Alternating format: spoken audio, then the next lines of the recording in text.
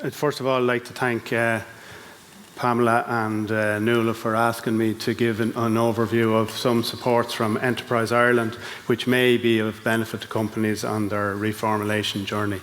So I suppose the overview of my talk is to look at a number of financial instruments that Enterprise Ireland have. First one is innovation vouchers, Agile Innovation Fund, Research Development and Innovation Fund, and Innovation Partnership Programme. So innovation vouchers, the primary objective of innovation vouchers is to build links between knowledge providers, that's the universities, institutes of technology, Teagasc and SMEs. So there are 36 providers on the island of Ireland. So since the programme was introduced in 2007, you can see that there have been more than 7,000 innovation voucher projects, total value in excess of 33 million. And I suppose one of the important aspects of this is a strong regional impact, that they have 70% of vouchers awarded to companies outside of Dublin.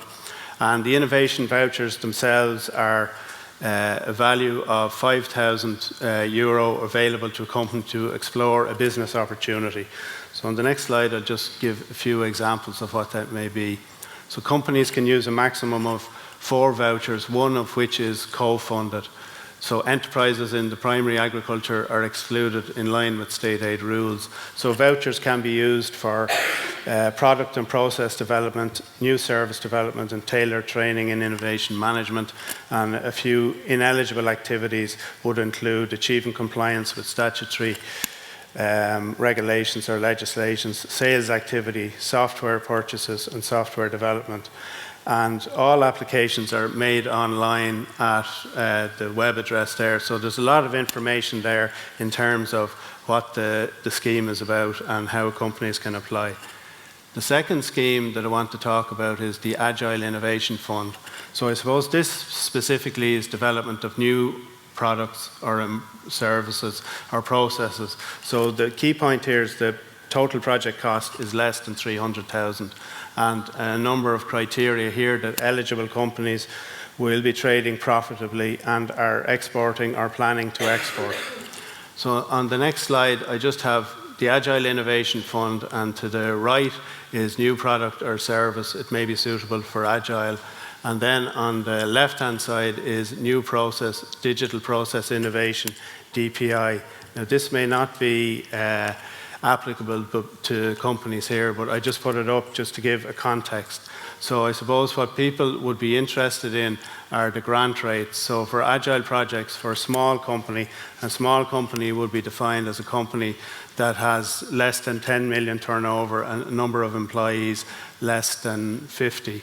Then a medium company would be a company that has less than 250, an annual turnover of less than 50 million or a balance sheet of 43 million. And then a large company is a company that would have more than 250 employees. And for these projects, for the digital process innovation, the grant rate is 50% across. So the maximum project grant is 150,000, and then for agile projects, it's according to the grant rates up there. So I suppose what people would say is what is eligible under what costs are eligible. So I suppose the first category would be salaries, and they'd be salaries of technical people involved in the projects. It would be their time, so number of days over a duration of a project. Next category is overhead. So what I mean by overhead, the overhead is taken as 30% of the eligible salaries. So costs that are, say, sometimes heat, electricity, they wouldn't be vouched, but what it would be is 30% of the salary costs are classified as overhead for this scheme. Then material costs, I suppose they're self-explanatory, so material costs in doing bench trials, scale-up trials, that sort of thing. Sometimes some companies under that category may put in shelf life trials, or they may put in micro-analysis, or sometimes maybe some nutritional analysis. Then consultancy costs would be consultancy costs, external expertise in the project to give some technical benefit. It could be provided by companies, external companies, or it could be provided by third level or Teagasc. Then travel and subsistence, that's travel and subsistence applied to technical aspects of the project. And then certification or clinical trials.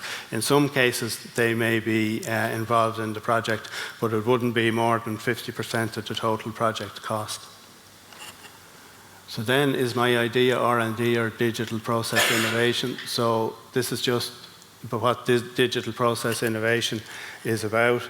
So it could be process innovation or organizational innovation. May not be applicable, but put up for just giving an overview of the scheme. And then R&D, which would be more development of a new product. Sorry, that went a bit too quickly there.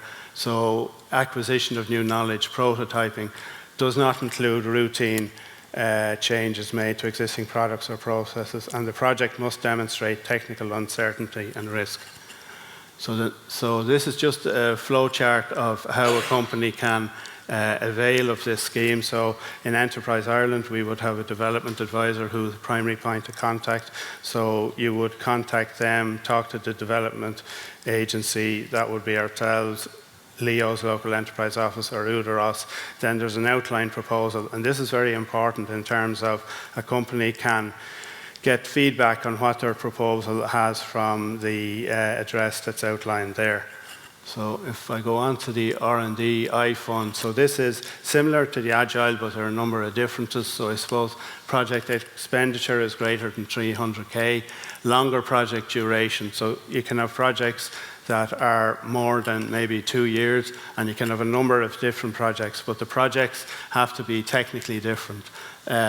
Why would you do it? Resolution of some technical challenges. And there are some extra expenditure items, such as patenting costs for SMEs only, and depreciated capital costs, which would be for part of the project that would deal with R&D. And then newer improved product or process development, and it needs to be a step up for the company. Then another area where there will be funding would be Innovation Partnership Programme. So this is a manufacturer or internationally traded service company with an operating base in the Republic of Ireland. A company must be a client of the agencies. The company has identified a technological challenge with commercial potential, and it engages with an academic research group, which can be Teagasc or third level, and then the Innovation Partnership Project is discussed and then agreed. I suppose this just gives an overview of the typical funding rates. So there's, you can see what the rates are there. So it's predicated on the company size and also on whether it's what's called industrial research or experimental. So in general terms, industrial research would be new knowledge, so you get a higher grant rate. Experimental would be the use of existing knowledge. Every company will have to expected to pay 20% of the project costs in cash, and under this scheme sometimes you can get multi-partner projects. So I just put this up, IP strategy. It's just, I suppose, in terms of companies that will be focused on capturing, managing and exploiting their R&D results. It's eligible to SMEs, clients of EI, Leo and Udaros, trading internationally companies, R&D active. It can also be open to large companies, but that would be discussed with their development advisor. And then the grant rate, IP start is 80% towards 2,700, and IP Plus is a little bit more, but you'll also be getting an internal champion. And then finally, I'd like to thank you and thank Teagasc for hosting the event. I just put up here a few references where there's further information on the schemes themselves and lots of information. What I would say is there is a lot of help available for companies that would be trying to avail of innovation support from Enterprise Ireland. Thank you very much.